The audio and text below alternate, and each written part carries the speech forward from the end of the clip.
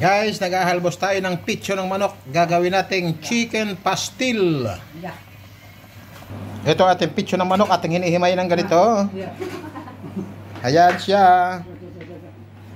Lahat yan, hihimayin natin yan.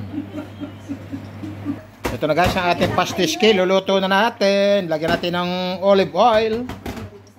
Ang ating gagamitin. Ayan, painitin natin yan. Ito ang ating mga rekado. Inilagay natin ang bawang.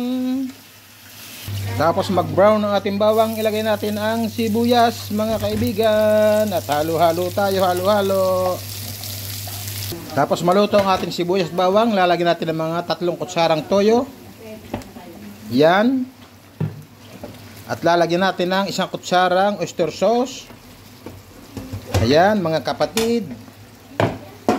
Pagkatapos kumulo ng ating toyo at saka oyster sauce, lalagyan natin ng 3 kutsarang suka. 3 kutsarang suka.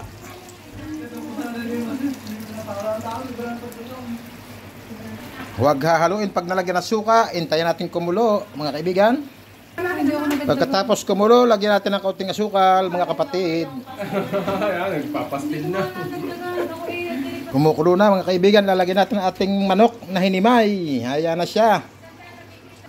Eto na guys, ang ating pastiske at chicken pastil. Guys, chicken pastil.